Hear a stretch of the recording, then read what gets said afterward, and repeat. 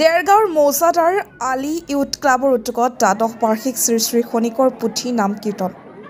হৰিনামেৰে মুখৰিত দেৰগাঁও মহিমামণ্ডিত শ্ৰী শ্ৰী খনিকৰ পুথি শ্ৰৱণ কীৰ্তনে দ্বিতীয় বৈকুণ্ঠ পুৰীলৈ পৰিণত হয় দেৰগাঁৱৰ মৌজাদাৰ আলী ইউথ ক্লাবৰ উদ্যোগত আয়োজিত নাম কীৰ্তনত অংশগ্ৰহণ কৰে বৃহত্তৰ অঞ্চলটোৰ ভকত বৈষ্ণৱে অঞ্চলবাসীৰ কুশল মংগল কামনাৰ আয়োজিত নাম কীৰ্তন অনুষ্ঠান ভাগিত উৰেনিশা শ্ৰৱণ কীৰ্তন কৰে ভকত বৈষ্ণৱে প্ৰথমবাৰ মোক নিমন্ত্ৰণ কৰিছিলে তেতিয়া মই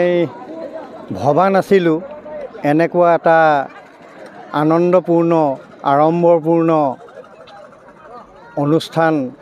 অনুষ্ঠিত হ'ব মই সঁচাকৈ অভিভূত হৈছিলোঁ আৰু মই এই কথাভাগ যেতিয়া নামষাৰ শেষ হয় তেতিয়াই মই তেখেতলোকক অৱগত কৰিছিলোঁ যে আপোনালোকে ইমান সুন্দৰকৈ নিয়াৰিকৈ মানে কোনো বিশৃংখল নোহোৱাকৈ শৃংখলভাৱে এই অনুষ্ঠানভাগ আগবঢ়াইছে সঁচাকৈ মই আনন্দিত এই কথাষাৰ তেখেতলোকক অৱগত কৰিছিলোঁ বিভাগৰ লগত মই প্ৰায় সময়তে জড়িত এই ভাগৰ লগত মই কেইবাঠাইলৈও বহু দূৰ দূৰণিলৈও মই যোৱা হৈছে আৰু ৰাইজৰ তথা ভক্তপ্ৰাণ বৈষ্ণৱ মুখেৰে পুথিভাগৰ মাহাত্ম্যৰ বিষয়ে মানে অৱগতই আৰু সকলোৱে জানে সেয়েহে সকলোৱে এইভাগি গৃহলৈ বা এনেকুৱা ৰাজহুৱা অনুষ্ঠানলৈ আমন্ত্ৰণ নিমন্ত্ৰণ কৰি আনি এইভাগি শিৰোগত কৰি এইভাগে শৰণাপন্ন হৈ আছে যদি এইভাগি মহিমা অনন্ত নহ'লহেঁতেন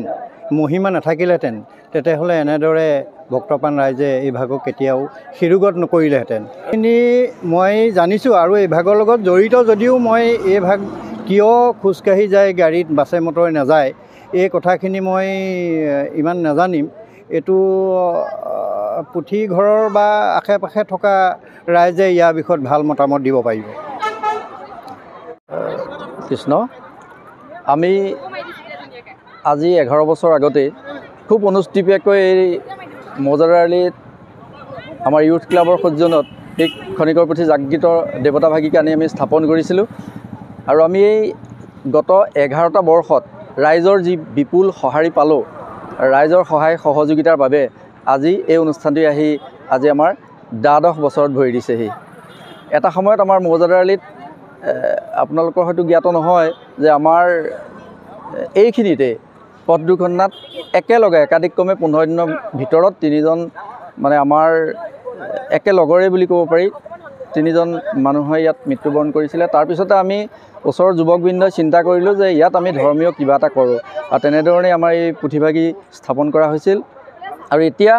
ৰাইজৰ বিপুল সহায়ৰ বাবে ক্ৰমান্বয়ে আমাৰ এই অনুষ্ঠানটো এটা ব্যাপক ধৰণেৰে বহল কৰিবলৈ আমি বাধ্য হৈ গৈছোঁ আৰু এটা কাৰণে ভাল লাগিছে যে আমি আপোনালোকক জনাবলৈ পাই সুখী হৈছোঁ যে 2028লৈকে আমাক যিসকলে বিভিন্ন ধৰণে সহায় কৰিছে ধৰক এতিয়া দুপৰীয়া নামৰ পিছত যি আমাৰ অন্ন হয় 2028লৈকে তেখেতসকলে লিখাই থৈছে বিভিন্ন দূৰ দূৰণিৰ পৰা ইয়াত আহি শৰাই সঁফুৰা দিছে আৰু আপোনালোকৰ জৰিয়তে আমি এইটোও জনাব বিচাৰিছোঁ যে যিসকলে আমাৰ এই অনুষ্ঠানটোত বিভিন্ন ধৰণে সহায় সহযোগ আগবঢ়াইছে কিন্তু ব্যক্তিগতভাৱে তেখেতসকলক আমি সাক্ষাৎ কৰি নিমন্ত্ৰণ দিব পৰা নাই বা সেৱা শুশ্ৰূষা কৰিব পৰা নাই তেখেতসকলক আমাৰ এই অনুষ্ঠানটোলৈ আমি স্বাগতম জনাইছোঁ আৰু তেখেতসকল য'তেই আছে আমি খনিকৰ পুথি জাগ্ৰত দেৱতাই যাতে তেখেতসকলৰ মংগল কামনা কৰে সেয়া প্ৰাৰ্থনা কৰিছোঁ